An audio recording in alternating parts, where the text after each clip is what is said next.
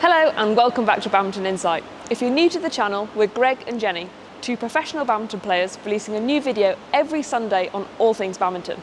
On a recent video, we taught you the basics of lifting, covering the grip, footwork, technique, and some basic routines of how you can practice your lifts. Today we're taking it a step further, where we're talking about two out of the three main types of lifts in both singles and doubles.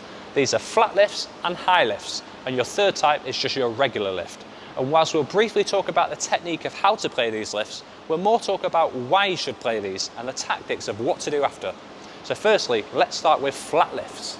So, when should you actually use these flat lifts? Well, whether you're playing singles or doubles, you should only really hit this type of lift when there's space on the court and your opponent won't easily be able to hit it on balance. You want to use this type of lifting to put their movement and speed under pressure.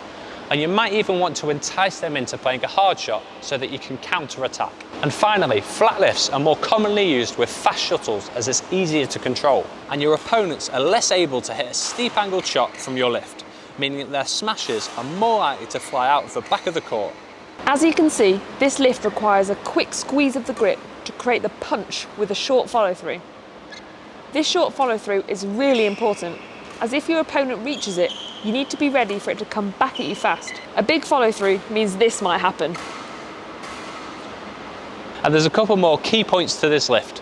Firstly, you should really step into it like this, aiming to take it early, as it's an aggressive shot aiming to put pressure onto your opponents.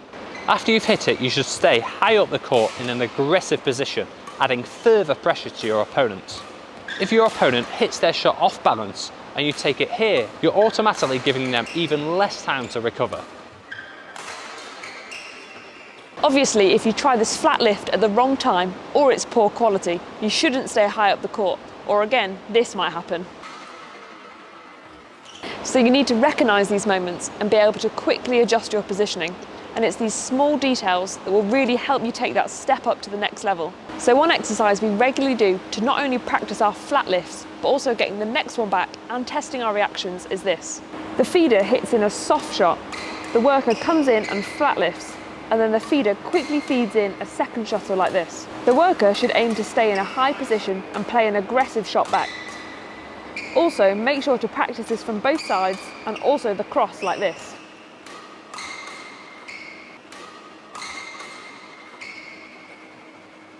Anyway, let's move on to the second type of lift, high lifts.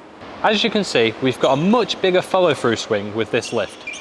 This is because we want to hit the shuttle high up into the air, so we need to come under it more and often hit it a lot harder to get it to the back. And these big high lifts have several tactical advantages.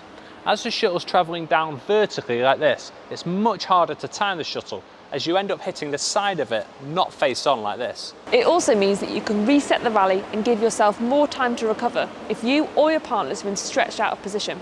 And this is one scenario where you'd use these big high lifts. Another is if you're using slower shuttles, as your big high lifts are less likely to go out the back of the court, and it's also easier to defend. You should always aim to make your opponent move across the back line when lifting, and we'd recommend to never hit more than 2 lifts to the same place in a row. This is so that we keep them moving and they're never fully on balance and in a good position. One way to practice your lifts and to have a bit more fun is to have 4 people on the court like this.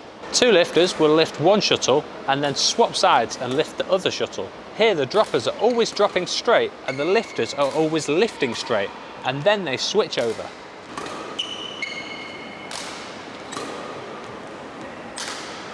You can then change it so that the lifters still lift straight, but the droppers drop cross so that the shuttle is coming from a different angle. It's a fun routine to practice reacting to lifts at the last minute, trying to play accurate shots when you're not in a good position, and also you have to adjust the height of your lifts depending on what's going on with the other shuttles. You can also do more variations, such as the lifters lifting cross and the droppers dropping straight. And then you can make it even harder by getting all of the players to swap sides after they lift.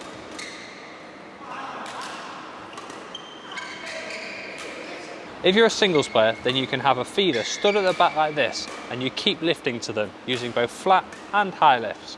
They should play drops to either side, however, can mix up the pace of their drops. And a progression of this is to add some smashes or clears to really keep you guessing. So a quick summary. You want to use these flat lifts to quickly move your opponent around the court and create counter-attack opportunities. But you can only do this with a short, quick hitting action. High lifts can be used to get yourself out of trouble, and you can have this long swing to generate the extra height you need. Now there is a final type of lift we want to teach, deceptive lifts, to really get your opponent off balance, and it might even be an outright winner. We'll cover this on our channel in just a few weeks, so make sure you smash the subscribe button so you don't miss out on that one. And for more detail on the basics of lifting, check out this video here. If you have enjoyed today's video, please give it a like, and we'll see you on another video.